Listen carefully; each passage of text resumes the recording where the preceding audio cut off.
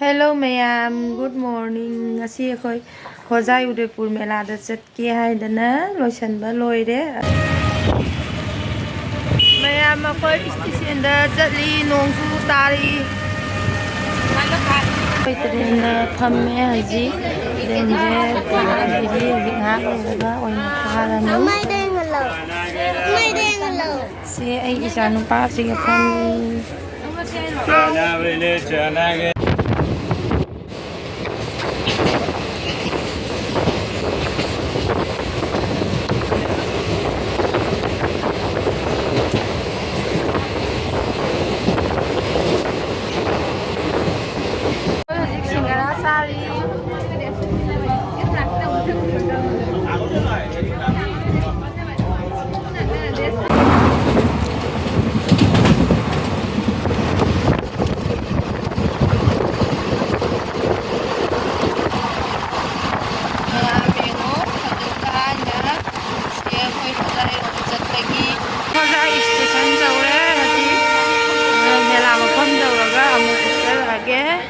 Hojai station ni bridge ni sisna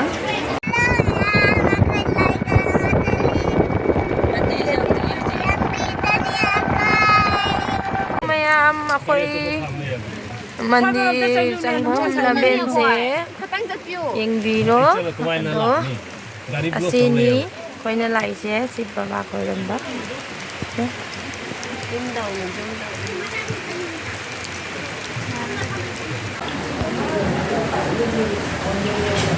Sang mandi si Ukhang. Koi hajik lai khoirang gai na tauri mayam da charai ni gi mahadev pai bhimo gi mandir se ni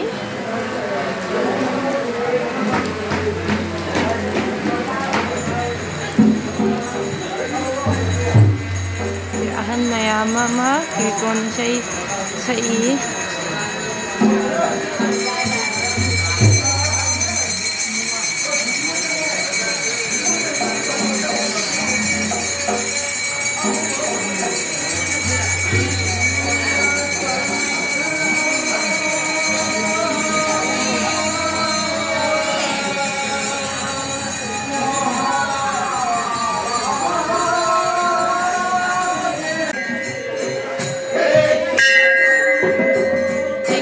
paga khoi chichega khoiram halani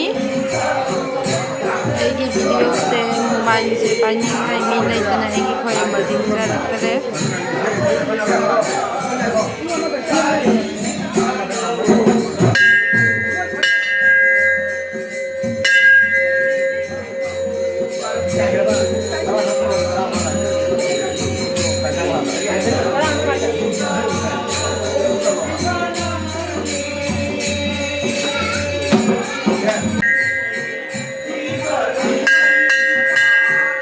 Nasi ahanba numitse nong chubegi misu tilamdare melasu tawramdare aduna lai khoiramaga chatharaga ngahak phama asum hale